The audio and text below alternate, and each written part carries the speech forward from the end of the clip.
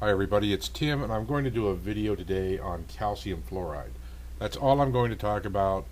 Some of these people that I'm going to show you are going to have different deficiencies as well. But for the purpose of this one video, I'm only going to talk about calcium fluoride. Before we get into talking about the signs of deficiency, I need you all to understand something, and that's that there's many fear-mongering websites out there claiming to be natural health websites that are telling everybody to stay away from fluoride. Fluoride is making your kids stupid, it's lowering their IQ, it's causing grave issues in the pineal gland. But here's the problem. It's not true. It's absolutely not true. Fluoride, fluorine specifically, is the number 2 most abundant micronutrient or micromineral, in the human body, second only to iron. It is as critical to the human health as iron is. Iron is your oxygen carrier for your blood. It's in all red blood cells. Actually, it's in all cells, and carries oxygen throughout them. Fluoride is responsible. People only think about their teeth. Without fluoride, we would all be dead. We would not be able to live. And I don't mean that figuratively. I am not exaggerating. Fluoride is a component of all connective tissue in the human body. So that means your ligaments, your tendons, every tissue in your body, your skin, not just the dental glaze of your teeth, all skin that is required to stretch and then contract back into shape. That includes your heart. Without fluoride, your heart would not be able to beat. It would just burst apart. Your tendons would snap every time you moved your joints. So you cannot go without fluoride. You should go without silica fluoride that is taken from a manufacturing process that's pulled out of the chimney stacks in somewhere over in China from a manufacturing process. Yes, it's not, to the best of my knowledge, I don't believe that individual type of fluoride is even safety tested for human consumption or use. So yes, there's a big difference between fluorides. You can't go and not give your child, have your child keep them away from all fluoride, including natural sources. If you do, it's going to be a detriment to their health. And anybody who tells you otherwise doesn't understand biochemistry, the way what our body is required to maintain health. Again, second most abundant micromineral in the human body, right behind iron. Stop letting people convince you to harm your children and yourselves by taking away all fluoride. The fluoride that's in water, that's a different story. That's bad stuff. But all of these fear-mongering, so-called natural health websites who live only on provoking fear and outrage are telling stories that don't differentiate between the types of fluoride, what's an essential nutrient, and what is a poison. Very different things. I don't even know enough about silica fluoride. Nobody does. You don't either. I don't care who you are. Nobody does, because it's not tested. So all of this talk is based on conjecture and assumptions, and listen, I fully believe it's bad stuff. I'm by no means trying to say that it's not, but I believe it's bad stuff based on how it's that it's a byproduct of a manufacturing process. No, there's not been any testing done ever on the actual fluoride that's put in drinking water. Try to find it. You won't. If you might get somebody who talks again in conjecture and an assumption, but nobody's tested it because it hasn't been tested for safety, which is another reason I don't want it in our water. But as far as not needing fluoride, not true. You need fluoride. Without it, we would all be dead. So anyway, I'm just going to skip past that. That's a very sensitive subject for me. I know that it provokes some people, and I'm not trying to provoke you. I'm trying to keep you healthy and stop the fear mongering. I'm not going to. Sorry, I lose my filters and I get excited. I'm just going to stop. I'm trying to stop the fear mongering. So anyway, calcium fluoride, absolute necessity of the human body.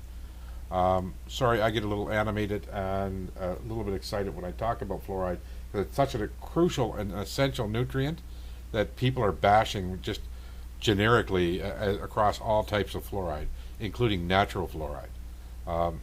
So anyway, I'm going to try to stop talking about it now. So what are the symptoms of a calcium fluoride deficiency? Actually, before I get off of that, let me bring up one more issue. In tissue salts were found, tissue salts are nothing more than subtypes or conjoined mineral types founded in about the mid-1800s by Dr. Wilhelm Schussler of Germany. And he identified that these subtypes were essential to certain functions of the human body. The number one mineral in which we were all deficient in, even when our foods were real, the fields were fallowed, they were nutrient-dense fruits and vegetables being pulled from our growing fields. Still the number one and most deficient mineral in the human body, even in the 1850s, when our food was real, was calcium fluoride. I just want you all to realize that. And now when I show you this, I think you're all going to start to see this in other people. So this fold right here that starts at the corner of the eye and it comes down here. You'll see it here as well. This is called a cubicle fold. The cubicle fold is the truest sign of a calcium fluoride deficiency. It's a loss of elastin, or elasticity, of the tissue, and that's what's causing this fold. When you see this, now remember, if there's puffiness under the eye, there's edema, there's a collection of water under the eye, you can see this same type of fold. Of course you can, because it'd be a collection of water and this would be present. What you want to look for that correlates with it is this shine. You see this widespread, back up a bit, the widespread shine all over her face. Those two together will show you that it's a calcium fluoride deficiency. So I'm just going to run through a couple of more pictures and show you the difference between somebody with a calcium fluoride deficiency and somebody without. So we'll move on to the next picture. No calcium fluoride deficiency.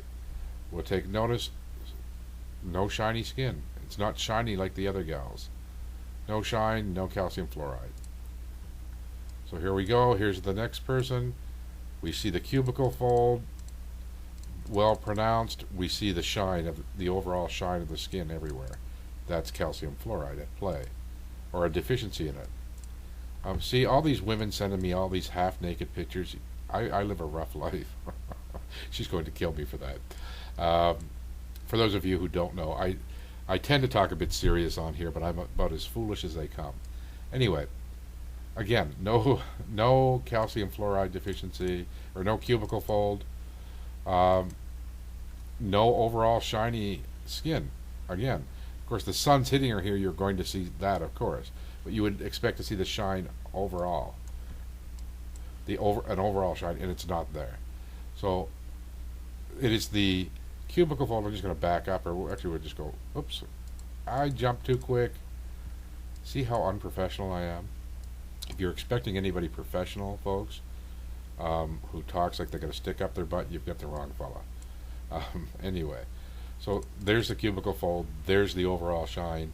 This is what you'll see in anybody with a calcium fluoride deficiency. And you can expect anybody with a calcium fluoride deficiency to have behavioral issues with joints, tendons, stiffness, fibromyalgia might come into play, arthritis might come into play. You would expect that in somebody with a calcium fluoride deficiency, because their tendons and their ligaments aren't stretching properly, and they're not recovering properly. So you think of tendinitis, ligament issues, tennis elbow. You think of things like that would come into play. Anyway, that's all there is. So now I'll let you see the last one. I'm pretty much done. That is the signs of a calcium fluoride deficiency. Please, folks, stop letting them corrupt the industry and fill them full of bullshit. Excuse my mouth, but that's exactly what it is. About fluoride, you need fluoride. It's your second most abundantly stored micromineral. You need it. Your body can't live without it. Anyway, if you want to find us on social media, folks, you've already found us on Facebook if you're watching this. On Facebook, I guess, because I will probably post this on YouTube as well. on YouTube. You may be seeing this on YouTube. Instagram, I guess there's some big changes coming tomorrow on Instagram, folks. I don't know what they are. They're going to cut off all these people that are accessing it now. And of course on Pinterest, which I don't use a lot, but I'm going to try updating some more.